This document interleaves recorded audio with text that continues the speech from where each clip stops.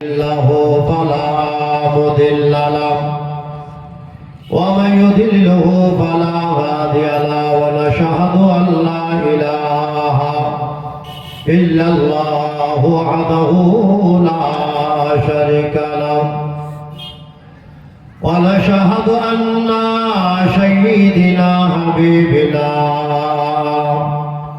محمدا عبده ورسوله أما بعد فأعوذ بالله من الشيطان الرجيم بسم الله الرحمن الرحيم إن الدين عند الله الإسلام صدق الله المولانا العظيم وصدق رسوله النبي الكريم ونحن على ذلك من الشاهدين والشاكرين والحمد لله رب العالمين সমস্ত তারিফ ও প্রশংসা সেই মহান রব্বুল আলামিনের জন্য। তারপরে পরে আপনার নবী আমার নবী সারা কুল কায়নাতের নবী জনাবে মুহাম্মদ রাসূলুল্লাহ সাল্লাল্লাহু আলাইহি সাল্লামের উপর লাখো লাখো সালাম ও দরুদ বর্ষিত হোক, গর্বিত হোক, নাজিল হোক জোরে সোরে মহব্বতের সহিত বলে আল্লাহুম্মা আমিন। ব্রাদার ইসলাম, আল্লাহর পবিত্র কালামুল্লাহ থেকে আপনাদের সম্মুখে আয়াত তেলাওয়াত করেছি। ইনশাআল্লাহ আয়াতকে নিয়ে আলোচনা হবে। আমাদের মিজান ভাই আশা করি চলে এসেছেন, অসুবিধা নাই, টাইম হিসাবে স্টেজে হাজির হয়ে যাবেন, উপস্থিত হয়ে যাবেন। তবে আমার বাবারা, ভাইয়েরা, আম্মা, জননীরা যিনারা এদিক ওদিকে বসে আছেন, আপনারা বসে না থেকে রাস্তাঘাটে গল্প গুজব না করে আপনারা সকলে অতি তাড়াতাড়ি করে চলে আসুন এবং রিয়াজুল জান্নাত অর্থাৎ জান্নাতি বাগানে এসে বসে পড়ুন। আল্লাহ পবিত্র কোরআনে বলেছেন যে ইন্নাদ দীনা ইনদাল্লাহিল ইসলাম, সারা পৃথিবীর মধ্যে যতটা ধর্ম আছে সবচেয়ে উত্তম ধর্ম, ভালো ধর্ম, যেই ধর্মটা নাম হচ্ছে ইসলাম ধর্ম। জোরে বলেন সুবহানাল্লাহ। যে ধর্মের জন্য আমার শেখ খোদা মাওলানা আলী রাদিয়াল্লাহু তাআলা আনহু কষ্ট পেয়েছেন, রাসূল পাকেরা কষ্ট পেয়েছেন, নবীগণ কষ্ট পেয়েছেন, ওলিয়া উলিয়ারা কষ্ট পেয়েছেন বা পাচ্ছেন। নবীর বেটি ফাতেমা জোহরা রাদিয়াল্লাহু তাআলা আনহা এই সাচ্চা ধর্মের জন্য অনেক কষ্ট পেয়েছেন। জোরে বলেন সুবহানাল্লাহ। তাও নবীর বেটি ফাতেমা এই সাচ্চা ধর্ম যেন বাবাজি ত্যাগ করেন নাই, ছাড়েন নাই। নবীর দিওয়ানা হয়ে সাচ্চা ধর্মেতে যেন বাবাজি আজ নিজের গর্দান কাটিয়ে দেব বলেছে, কিন্তু বাবাজি ধর্মকে ত্যাগ করে ছেড়ে দিয়ে বাবা কোথাও যায় না। জোরে বলেন সুবহানাল্লাহ। বাবারা, ভাইরা আমার, আম্মা জননীরা বলতে চাই, আল্লাহর নবীজি সাচ্চা ধর্মের জন্য কতটা কষ্ট করেছে বাপ জীবনে। এক এক করে নবীগণেরা কতটা কষ্ট পেয়েছেন, আঘাত পেয়েছেন বাবা গো। সেই নবীগণেরা আজকে যেন কোরআনকে যেন ভালোবাসা দিয়েছে, নবীর সঙ্গে ভালোবাসা দিয়েছে, সাচ্চা ধর্মকে যেন এক এক করে কত না যেন তারা আদর যত্ন মহব্বত করেছে। আল্লাহ পাক পরওয়ারদিগার রব্বুল আলামিন ডাক দিয়ে বলেন, গুনাহগার পাপী উম্মত উম্মতি এক এক করে যেন আমি নবীদেরকে যেন দুনিয়ার বুকে পাঠাবো। আমি আল্লাহ একসঙ্গে নবীদেরকে যেন পাঠাই নাই, এক এক করে নবীদেরকে যখন দুনিয়ার বুকে আমি পাঠিয়েছি, এক এক নবীদের নামে নামে যেন কালমা পড়িয়েছি, কালমা যেন লিখিয়ে দিয়েছি। তার গুনাহগার পাপী উম্মত উম্মতিরা যখনই কালমা পাঠ করবে গো, ওই সেই নবীর নামটা দিয়ে যেন কালমা পড়বে, তার মধুমাখা কালমা পড়ে ওই তারা কি করবে, তার গুনাহগার উম্মত উম্মতিরা যেন মুসলমান হয়ে যাবে। মুসলমান বাবারা, ভাইরা, আব্বা জননীরা, আল্লাহ পাক পরওয়ারদিগার রব্বুল আলামিন বলে, শোনো, আমি যখন এক এক করে নবীদেরকে দুনিয়ার বুকে যেন পাঠালাম, আল্লাহর পয়গম্বর একজন যেন ছিল বাবা, যার নাম হচ্ছে ইব্রাহিম পয়গম্বর। একবার মুহাম্মদ বলেন সুবহানাল্লাহ। ইব্রাহিম পয়গম্বর বলে যে এমন একটা সময় যেন চলে আসলো, এমন একটা টাইম চলে আসলো, আমি একটা সময় একটা টাইম যেন বাড়িতে যেন চুপ করে যেন ছিলাম, হঠাৎ যেন আওয়াজ চলে আসলো যে আজকে যেন কি হবে, একজন বাচ্চার বেটির যেন এমনকি তার বিবাহ যেন হবে। সেই সময় বাচ্চা এলান করে দিল, প্রচার করে দিল। সেই প্রচার অনুযায়ী বাবা এক এক করে এই বাড়িতে থাকবে, সেই বাচ্চার যেন একটাই কন্যা ছিল, একটাই মেয়ে। সবাই ওই টাকা পয়সা ধন দৌলতের লোভ লালসায় সকলে এক এক করে যেন বাবাজি রওনা হয়ে গেল। এমন একটা জায়গায় বাবাজি ঠিকানা দেওয়া হয়ে গেল। আজকে যেমন এই খোঁজার পাড়া মোহাম্মদপুরে যেমন জায়গা দেওয়া হয়েছে জালসায়, আজকে ওই বাগানের রাস্তার ঢাল লাগা করে আজকে যেন ওই জায়গায় 3 রাত্রি যেন জীবনে জালসা হবে। ভাবছি সেই সমাজে এক এক করে যখন টাইমটা দেওয়া হয়েছিল, সারা বাবাজি সেই সময় সারা পৃথিবীর মানুষেরা সেই বাচ্চার বেটিকে বিবাহ করার জন্য টাকা পয়সা ধন দৌলত লোভ লালসাতে এক এক করে সকলে যেন বাবাজি কি করলো, ওই জায়গা অনুযায়ী যেন তারা পৌঁছে গেল। ভাবছি ওই জায়গাতে যেন চলে গেল। রাস্তে বেলায় মনে মনে চিন্তা করে আল্লাহর পয়গম্বর ইব্রাহিম নবী মনে মনে চিন্তা করে, খোদা সকলেই তো চলে গেছে, কমসে কম আমি একা থেকে কি করব, আমি ওই জায়গা থেকে কমসে কম যেন রওনা হয়ে যেতে চাই, বিদায় হয়ে যেতে চাই। বাচ্চার বেটি কোন ছেলেটাকে বিবাহ করবে আমিও কমসে কম যেন দেখতে চাই, দেখতে চাই। ইব্রাহিম পয়গম্বর সেই সময় বলে যেন আমি আর দেরি করলাম না, ওইখান থেকে তাড়াতাড়ি করে যেন আমি রওনা হয়ে গেলাম। আমি যেতে না যেতে দেখতেছিলাম ওই যে জায়গাটা, যে ময়দানটা যেন বলেছে, ওই ময়দানটা যেন বাবাজি ভর্তি হয়ে গেছে, একটাও যেন জায়গা পাওয়া গেল না। আল্লাহর বন্ধু ইব্রাহিম পয়গম্বর বলে এক এক করে অনেকটা পিছন থেকে এমনকি একটা জায়গা পাওয়া গেল, ওই গাছের তলায় যেন একটা জায়গা পাওয়া গেল। আল্লাহর পয়গম্বর ইব্রাহিম নবী বলে না না, আমি ওই গাছের তলায় চুপ করে যেন বসে গেলাম। আল্লাহর বন্ধু ইব্রাহিম নবী সেই সমাতে বসে যাওয়ার পরে এক এক করে পিছন থেকে যেন লোকজন যেন একা একা আসতেছে। ও আল্লাহর বন্ধু আপনি এই জায়গায় কেন দাঁড়িয়ে বসে আছেন, এর কারণটা বুঝতে পারে না। বলে বন্ধু রে, আগে জায়গা পাইলাই, এই কারণে পিছন দিকে যেন জায়গা ঘেরাও করেছি, এই পিছন দিকে বাগানে যেন বসে আছি। ওই ব্যক্তিরা সেই সময় কি করলো ভাবছে, তারাও যেন বসে গেল। এক এক করে সবাই হয়ে গেছি, তাই হয়ে গেছে বাচ্চা এলান করে দিল, প্রচার করে দিল, বেটি আর দেরি করলে হবে না। এইবার তুমি কি করো, ঘোড়ার পিঠের উপরে চড়ে হাজার হাজার লক্ষ লক্ষ যে মানুষ আছে, ছেলেরা আছে, যেটা তোমার মন পছন্দ হবে, যেটা তোমার ভালো হবে, এই দেখো তোমার হাতে যেন একটা অতি সুন্দর ওই ফুলের মালাটা যেন রয়েছে, ওই মালাটা ওই ছেলেটার গলায় যেন বরণ করিয়ে দেবে, ওইটা তোমার যেন স্বামী হয়ে যাবে, আর ওইটা আমার যেন জামাই বাবু হবে। জোরে বলেন সুবহানাল্লাহ। বাচ্চা বলল যা বেটি চলে যা, আর যেন দেরি করলে হবে না, তাড়াতাড়ি করে চলে যাও, চলে যাও, চলে যাও। বাচ্চার বেটি সেই সময় কি করলো বাবাজি, আর দেরি না করে এই দেখেন তাড়াতাড়ি করে যেন বাবাজি রওনা হয়ে গেল। এইবার যেতে না যেতে একটাও সন্তান যেন তার মন পছন্দ হয় না, ঘোড়ার পিঠের উপর চড়ে ওই ফুলের মালাটাকে সঙ্গে করে নিয়ে এক এক করে যখনই চলে যাচ্ছে বাবা, যার সম্মুখে চলে আসে তার মনটা বিশাল লম্বা চওড়া হয়ে যায়। বাচ্চার বেটি হয়তো এইবার আমার ফুলের মালাটা বরণ করিয়ে দেবে, আমি বাচ্চার বেটি যেন আমার বিবি হয়ে যাবে, আমি বাচ্চাকে যেন শ্বশুর আব্বা বলে ডাক দেব। এইরকম মনের আশা নিয়ে আকাঙ্ক্ষা নিয়ে মনের আশা নিয়ে আকাঙ্ক্ষা নিয়ে বাবাজি তার মনটা বিশাল লম্বা চওড়া হয়ে যায়। বাচ্চার বেটি ওইখান থেকে এক এক করে যখন বাবা রওনা হয়ে যায়, তার গলাতে যখন মালাটা বরণ করাইলা, তাদের এক এক করে মনটা যেন সকলেরই খারাপ হয়ে গেল। বাচ্চার বেটি ডাকতে বলে আব্বা, এতগুলো যেন মানুষ এসেছে, ছেলেরা এসেছে, একটাও আমার মন পছন্দ হয় না। বলে বেটি রে, এমন কি কথা বললি রে মা, এইটা যেন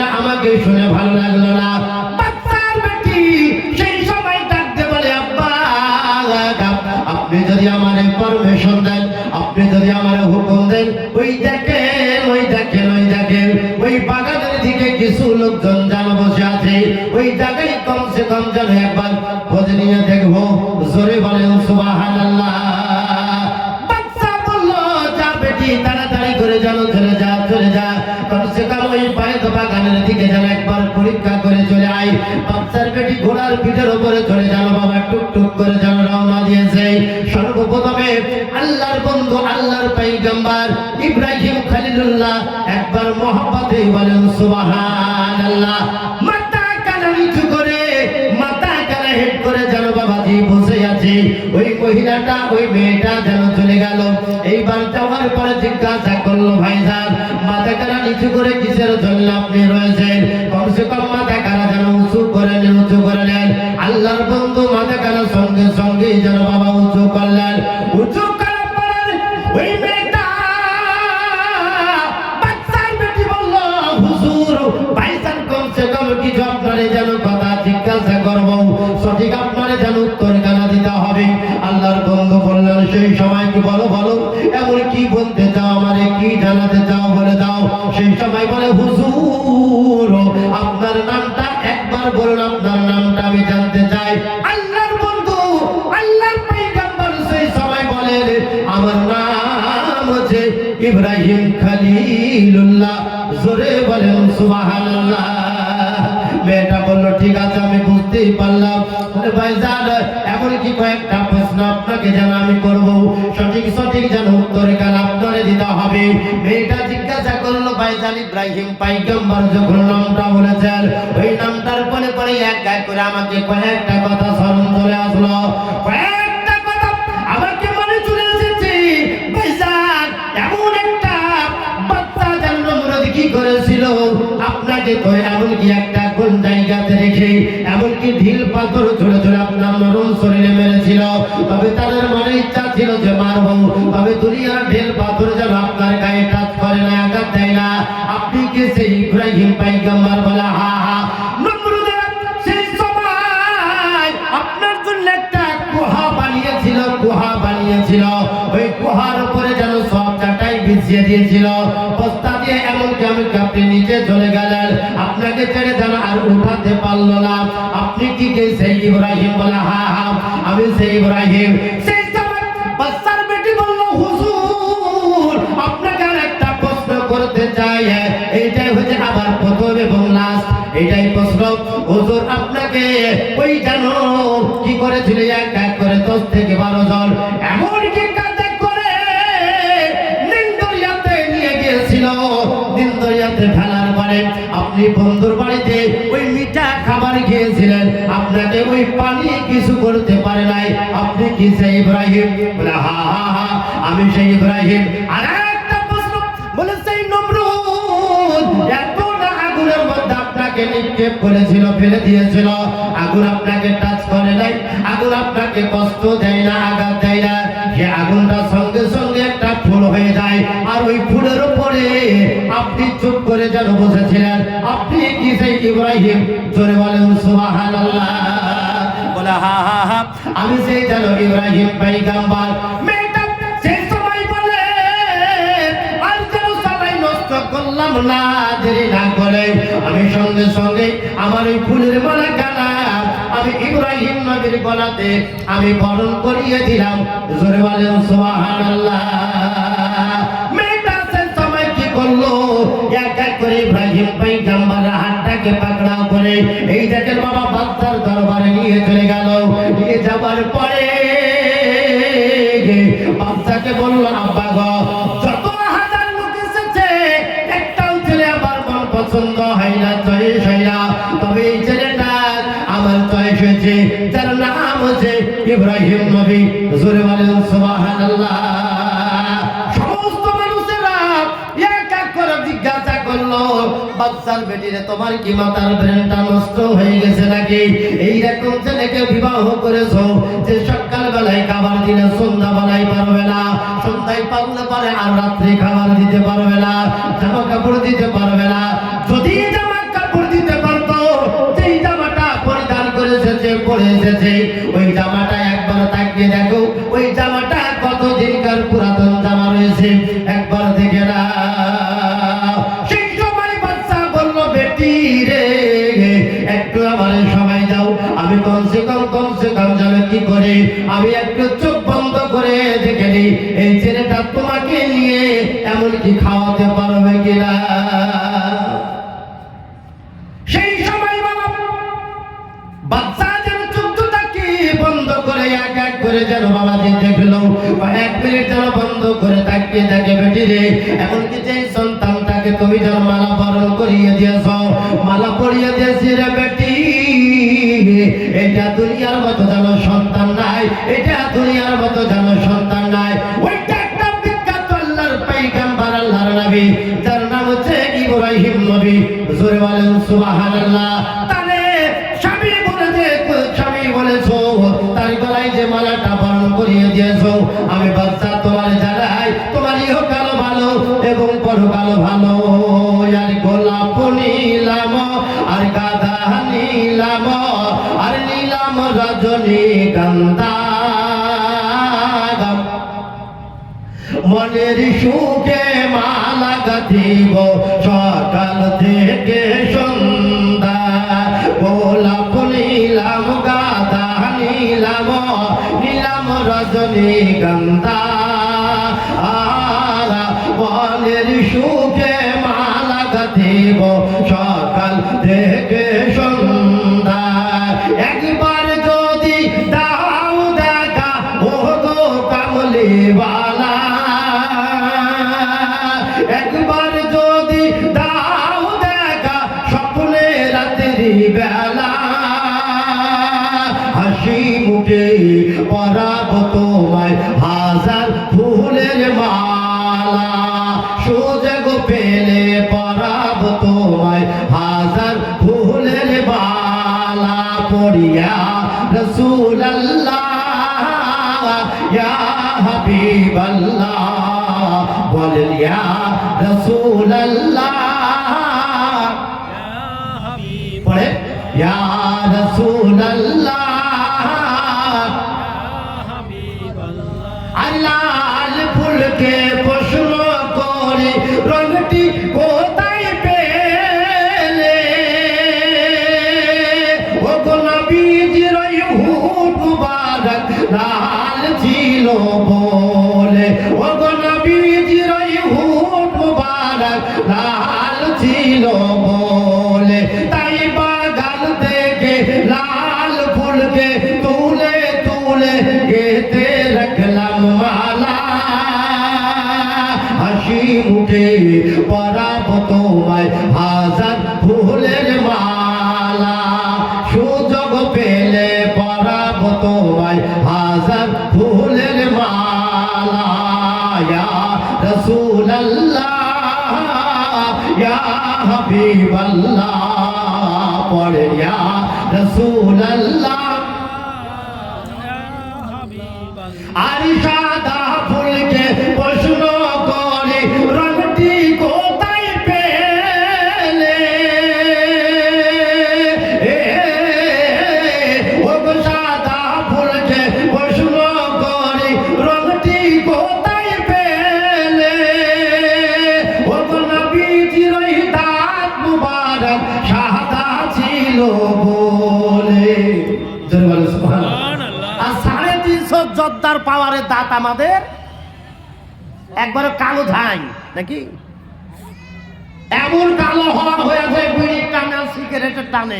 আর 350 যোদ্ধার পাওয়ারে বাপরে বাপ সাদা দাঁত বাবা কালো হয়ে গেল।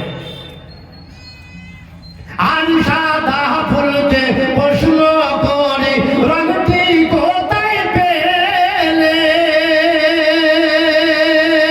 ও গো নবীজির দাঁত মুবারক সাদা ছিল বলে, ও গো নবীজির দাঁত মুবারক।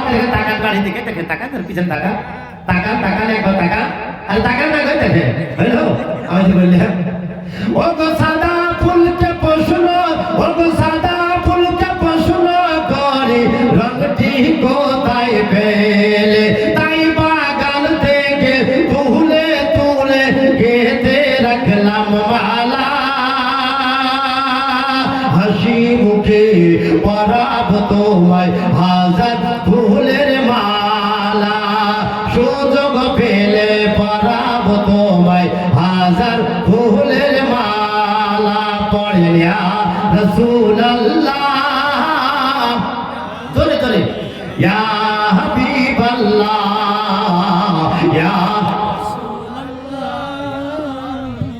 ইয়া হাবিবাল্লাহ।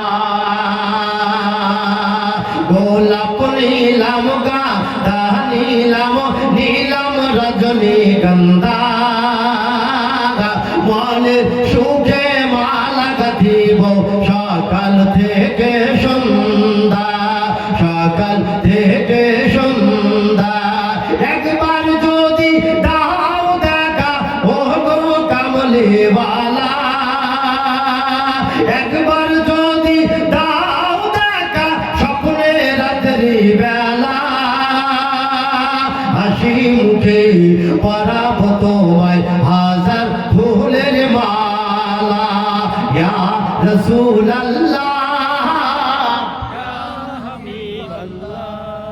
ইয়া রাসূলুল্লাহ, ইয়া হাবিবাল্লাহ।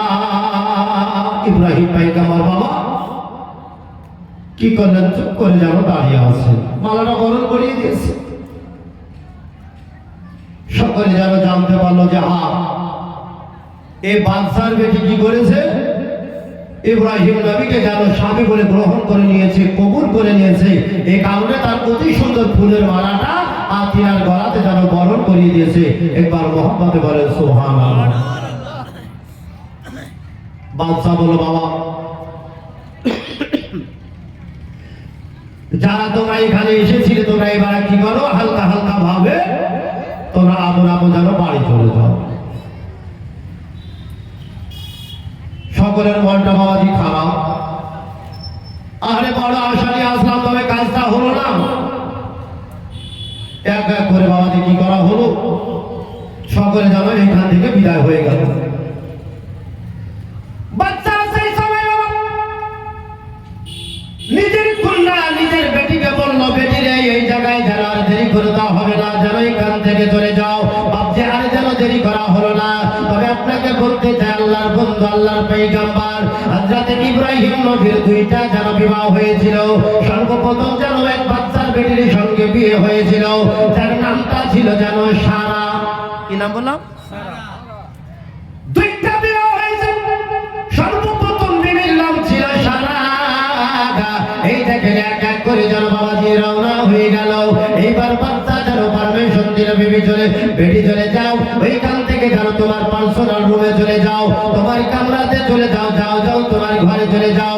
বাচ্চার বেটি যেন বাবা এক এক করে যেন বাবা কি করলো, ওইখান থেকে যেন এক এক করে যেন নিয়ে চলে যাওয়া হলো। ওইখান থেকে যাওয়ার পরে যেন বাবা যে আল্লাহর বন্ধু আল্লাহর পয়গম্বর যেন এক এক করে সেই জায়গাতে যেন বাবা যে থাকতে লাগলেন। ইব্রাহিম পয়গম্বর বলে, এক নয় দুই নয় করে 1 মাস চলে গেল, 2 মাস 3 মাস করে একটা বছর যেন বেরিয়ে গেল। 1.5 বছর 2টা বছর যখন হয়ে গেল, আল্লাহ পাক পরবর্তীকালে রব্বুল আলামিন ডাক দিয়ে যেন আমরা একটা স্বপ্ন দেখাই, ওগো আমার বন্ধু, আর যেন শ্বশুর বাড়িতে আপনারে থাকতে হবে না, থাকতে হবে না, তাড়াতাড়ি করে আপনি চলে যান, ওই আপনার এলাকায় আপনার গ্রামে যেন চলে যান। কিসের জন্য আপনি চলে যাবেন? ওই গ্রামে এখন পর্যন্ত যেন কবরকে মানে না, মানুষ মৃত্যুর পরে যেন চিন্তা করা হবে, এইটা যেন মানে না, নবীকে মানে না, রাসূলকে মানে না, পবিত্র কলেমা যেন পাঠ করে না। যাও যাও তাড়াতাড়ি করে চলে যাও, এইখানে যেন আর থাকতে হবে না। বাবাজি যখন সকাল হয়ে গেল, এইবারে সারাকে যেন বলা হলো, বিবি রে তোমাকে আমি একটা কথা শোনাতে চাই। 2টা বছর যেন এক এক করে তোমার সঙ্গে তোমার মেয়ে আমি থাকলাম, তবে আমি একটা দিন বাড়ি যাওয়ার জন্য নামটা বলি নাই। বলে, বিবি রে আল্লাহর যেন হুকুম হয়ে গেছে, অর্ডার হয়ে গেছে। আল্লাহ পাক পরওয়ারদিগার রব্বুল আলামিন আমাকে যেন স্বপ্ন দ্বারা জানিয়ে গেছে, ও বিবি আমাকে যেন এইখান থেকে যেন বাড়ি চলে যেতে হবে। যখনই বাবা এই কথা কেনা বলা হলো, সেই সময়তে যেন বিবি বলল, না না না, আপনাকে এখান থেকে যেন যেতে দেব না, এইখান থেকে যেন যেতে দেওয়া হবে না, এই কারণে আমি যেতে দেব না।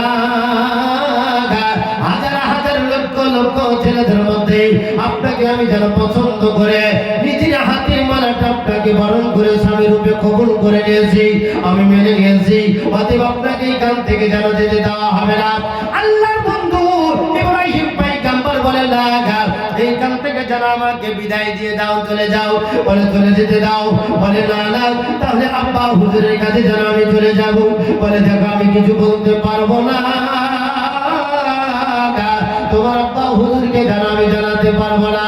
সেই মেয়েটা ডাক দিয়ে বলে, ও স্বামী টেনশন নেবেন না, চিন্তা করবেন না, ভাবনা করবেন না, আপনাকে বলতে চাই সকাল বেলাতে যেন আপনাকে আমি সঙ্গে করে নিয়ে চলে যাব।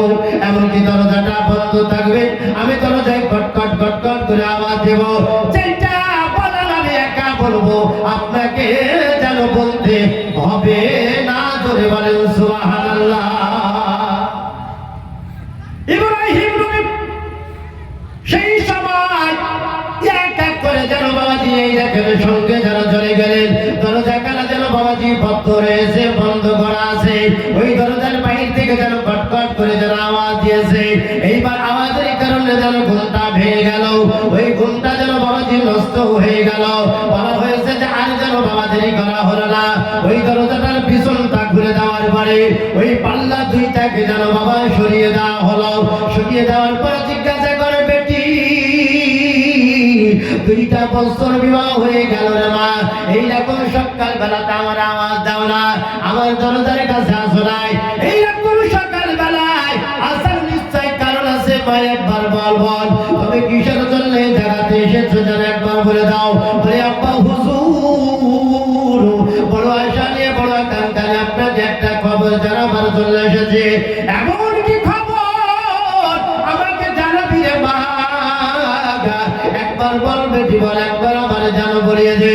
বলি আব্বা গো, এই দেখেন আপনার জামাই বাবু যেন রাত্রি বেলায় স্বপ্ন দেখেছে। আল্লাহ পাক পরবর্তীকার রব্বুল আলামিন ভাব দেখেছে। আপনার আমার স্বপ্ন যেন বাবাজি কখনো মিথ্যা হয়, কখনো সত্য হয়, কিন্তু আল্লাহর বন্ধু আল্লাহর পয়গম্বরকে আল্লাহ পাক পরবর্তীকার রব্বুল আলামিন যে স্বপ্নটা দেখেছেন সেটা হচ্ছে সত্য, সেটা হচ্ছে সত্য। জোরে বলেন সুবহানাল্লাহ। বলে আব্বা আপনার জামাই বাবু যেন বলতে চায় যে হ্যাঁ আজকে এখান থেকে যেন আমার এলাকায় চলে যেতে চাই, আমার গ্রামে যেন চলে যেতে চাই, আমার শহরে যেন চলে যেতে চাই। বলে এটা কেমন করে হতে পারে? তোমারই যেন লিখে চলে যাবে। বলে না না, আমিও যেন ওই সঙ্গে যেতে চাই, আমি একা থাকতে চাই না। আব্বা তো গাড়ি বাড়ি টাকা পয়সা দৌলতা আমি দেখি নাই, আমি একমাত্র দেখেছি স্বামী, দেখেছি স্বামীর সঙ্গে আমিও যেন চলে যেতে চাই, যেন চলে যেতে চাই। সেই সময় ডাকতে বলে, বেটি রে তুমি যেন চলে যাবে, আমার গাড়ি বাড়ি টাকা পয়সা ধন দৌলত কে দেখবে বলো? এই বাকিদারটা কি হবে? একবার আমারে জানাও, আমাকে যেন একবার যেন যাও, আমাকে যেন বলে দাও। যখন বাবা এই কথাটা যেন বলে দেওয়া হলো, সঙ্গে সঙ্গে যেন বলে না, এইটা কেমন করে সম্পাদ হতে পারে না মা, তোমাকে যেতে দেওয়া হবে না। আল্লাহর বন্ধু ইব্রাহিম পয়গম্বর বলে, হুজুর আমি যেন এই জায়গাতে যেন আমি থাকবো না, তবে বিবি রে আমাকে যেতে দাও, যেতে দাও। আমি আবার যে কোনো সময় পেয়ে যাব, আমি যেন সেই জায়গায় আবার তোমার বাড়িতে যেন চলে আসবো। জোরে বলেন সুবহানাল্লাহ। সেই সময় বলে না, তোমাকে যেতে দেওয়া হবে না। হুজুর কমসে কম একা যাব না, আমার বিবিকে সঙ্গে করে যেন নিয়ে যেতে চাই।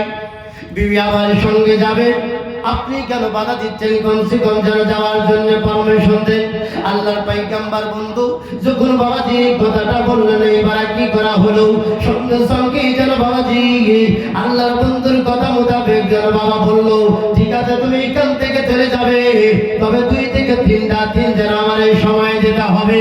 বলে ঠিক আছে, যেন 3টা দিন সময়, এমনকি সময় দেওয়া হলো। আল্লাহর বন্ধু যেন ইব্রাহিম নবী নিজের বিবিকে নিয়ে রুমের মধ্যে চলে গেলে রে, 1-2 করে যেন বাবাজি থাকতে লাগলে রে। সেই সময় কি করা হয়েছিল বাবা?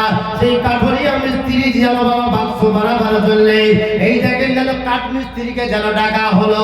একটা কাঠ মিস্ত্রি আসার পরে অতি সুন্দর করে যেন একটা বাক্স বানালো। বাক্স আল্লাহ পাক পরওয়ারদিগার রব্বুল আলামিন ইব্রাহিম নবীকে স্বপ্ন দেখিয়েছে, নারে তাকবীর।